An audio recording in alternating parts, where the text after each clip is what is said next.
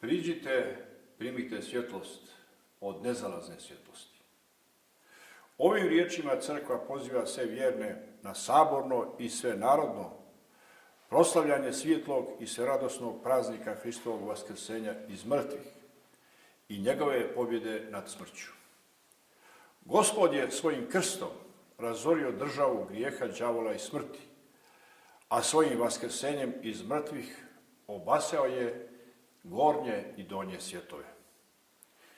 Iz njegovog živonosnog groba zasija svjetlost i radost novog života. Smrt je pobjeđena, vaskrsenje Bogočovjeka Isusa. Svjetlošću njegovog božanstva uništena je tama ada.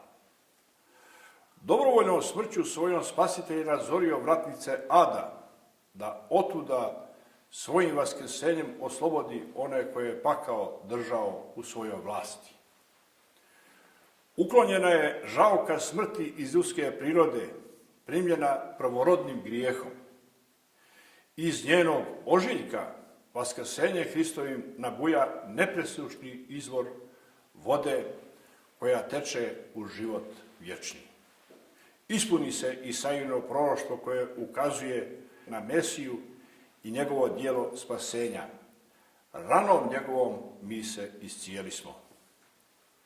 Hristova bogočovečanska ličnost poistovjećuje se sa njegovim vaskrsenjem. Cjelokupno Hristovo djelo spasenja vrhuni u ovom događaju. On sam reče, ja sam vaskrsenje i život. Vaskrsenje je Paska, prelazak iz smrti u život. Starozavjetna Paska temelji se na događaju iz sveštene istorije, koji je bio privremeno izbavljenje od smrti, a novozavjetna na Hristovoj pobjedi nad smrću i razaranjem njene sile. Vaskrsenje je nova stvarnost, a ne samo jedan od velikih događaja iz daleke prošlosti, koga se sa pijetetom sjećamo. Vrijeme ga ne može obuhvatiti jer vaskrsenje svojim spasonosnim dejstvom prožima dane i godine, vrijeme i vječnost, a ponajviše duše vjernih, sve ispunjujući božanskom svjetlošću i vječnim smislom. Naše vaskršnje slavlje ovdje i sada je živo učešće u sveštenoj i novoj Paski Gospodnjoj. U prethodnim danima posta i pokajanja ispisivali smo stradanja Hristova na svojim srcima, a danas smo se sabrali na ovu paskalnu radost kao saučesnici njegovog vaskrsenja. Mi koji smo svojim duhovnim očima vidjeli poniženje i smrt Gospodnju na krstu, sada u svjetlosti vaskrsenja cjelivamo krsno znamenje kao znak pobjede i vječne Hristove slave. Spasitelj je ustao iz groba kao prvjenac iz mrtvih, za kojim sljeduju svi oni koji u njega vjeruju. Iako smrt i dalje postoji, ona je pobjeđena i obesnažena. Prestala je biti prokletstvo, izgubila je silu i postala privremena, kao san i kapija prelaska u život vječni i netruležni.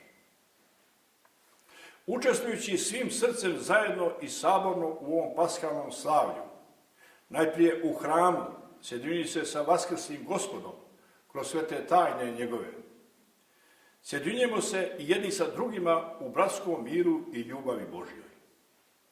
Od toga, draga braćo i sestre, nema ničeg prečeg ni važnijeg. Bratsko izmirenje, međusobno razumijevanje i ljubav čine nas prijemčivim za Božju blagodat koja se uvijek izliva na sabor vjernih u crkvi, a preko nje i na cijel svijet. Gospod nam je otkrio da se smisao života postiže služenjem i ljubavlju, koja se žrtvuje za spasenje bližnjih. Sin čovječiji nije došao da mu služe, nego da služi i dade život svoj u otkup za mnoge. Iz našeg vjekovnog hrišćanskog iskustva znamo da je u svemu što je vrijedno pomena i pohvale utkana žrtva i ljubav. Naši veliki preci su izgrađivali i živjeli hrišćansku etiku, vjekovima njegujući vrijednosti čojstva i junaštva. Oni su svjedočili da je za opstanak porodice, naroda i države, pored materijalnog bogatstva, važno i duhovno, s tim što je ovo drugo važnije i trajnije. To veliko nasljeđe djeluje na nas kao unutrašnji pokretač da u ovom vremenu stvaralački i istrajno umnožavamo dobro u ovome svijetu, svjedočeći svoju vjeru ne samo riječima, nego i bogougodnim djelima. U ove svijetle dane radujemo se što se sa više strana iz naše otadžbine čuju pozivi na svenarodno pomirenje i nadamo se da će nove generacije uz Božju pomoć uspjeti da prevaziđu stare, najčešće vještački izazvane podjele i razdore u našem narodu. Važan korak u tom pravcu već je učinjen donošenjem Zakona o slobodi vjeroispovijesti i potpisivanje temeljnog ugovora između Srpske pravoslavne crkve i Crne Gore. Sveopšta sloboda vjere i ravnopravnost svih crkava i vjerskih zajednica su važni preduslovi za unutrašnju stabilnost i harmoniju svake države, naročito Crne Gore koja baštini bogato nasljeđe različitih vjera i kultura. Ukoliko se najistaknutiji i najodgovorniji ljudi u našoj otadžbini stvarno budu zauzeli, a nadamo se da hoće, za prevazilaženje rečenih podjela i bratsko pomirenje, uvjereni smo da će ih ogromna većina naroda Crne Gore i sve vjerske zajednice koje u njoj djeluju iskreno podržati. Pozivamo sve vjerne da na ovaj veliki praznik prinesu Bogu svoje tople molitve za prekid rata i prolivanje bratske krvi u Ukrajini. Sa velikom zabrinutošću gledamo kako ukrajinske vlasti za interes jedne raskolničke i neekonomske grupe sumnjivog vjerskog identiteta otimaju drevne i znamenite svetinje Ukrajinske pravoslavne crkve, na čijem je čelu njegovo blaženstvo mitropolit Kijevski i sve Ukrajine gospodin Onufrije. To nije samo kršenje vjerskih prava i sloboda, nego, nažalost, državni teror i pokušaj zatiranja izvornog pravoslavlja u Ukrajini. Gledajući kako ova raspeta crkva, počevši od njenog poglavara, arhijereja, sveštenstva, monaštva i vjernog naroda, smireno i hrabro trpi uvrede, klevete, pljačke i otimanje hramova, istrajavajući na golgotskom putu Hristovom, uvjereni smo da će Gospod na nju izliti svoju milost i da će ona, poslije ljutih stradanja i gonjenja, izaći pred licem cijelog svijeta ojačana hiljadama novih ispovjednika i mučenika. Stradanja koja danas trpi Ukrajinska pravoslavna crkva pretrpjela je i naša sveta crkva mnogo puta u svojoj istoriji. Ista takva stradanja, ako ne i gora, pretrpjeli su pravoslavni Srbi na Kosovu i Metohiji od strane albanskih terorista od 1999. do 2004. godine. Nesumnjivo da je to vrijeme rodilo mnoge srpske kosovsko-metohijske mučenike postradale za ime Božije i vjeru pravoslavnu, koji će u budućnosti, kada Bogu bude ugodno, zablistati svetošću svoje žrtve na nebu naše crkve. Stradanje našeg naroda na svetoj zavjetnoj srpskoj zemlji produžilo se do dana današnjeg i ko zna kad će prestati. Vidimo, međutim, da se istovremeno cijel srpski narod sve više vezuje za svoju raspetu braću i svetinje. Svjedoci smo da naša blagočestiva duhovna čeda iz Crne Gore, naročito mladi, redovno odlaze na svete službe i poklonjenje svetima u Pećku patrijaršiju, Visoke Dečane, manastir Dević, Gračanicu i ostale nemanjičke kosovsko-metohijske svetinje. Svi vjerni znaju da je Kosovo naš sveti i nepokolebljivi presto. Što smo bliži njemu, bliži smo Bogu. Ako ga svagda imamo u svome srcu, ako ga se ne odrečemo, bez obzira na prijetnje i pritiske, imat ćemo dostojno mjesto pod kapom nebeskom, rame uz rame sa ostalim istorijskim i prosvećenim narodima.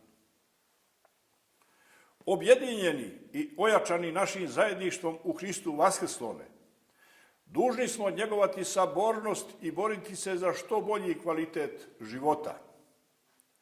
Da bismo to postigli, treba sa najvišeg nivoa obratiti punu pažnju na obrazovanje i vaspitanje djece i omladine. Svetoj pravoslavnoj vjeri je svojstveno da se pored njegovanja duhovnosti bavi prosvjetom i kulturom. Kao što smo to radili u prošlosti, nastavit ćemo i u buduće. Ponosno ističemo da ćemo ove godine proslaviti veliki jubilej Cetinjske bogoslovije, 160. godišnjicu od njenog osnivanja.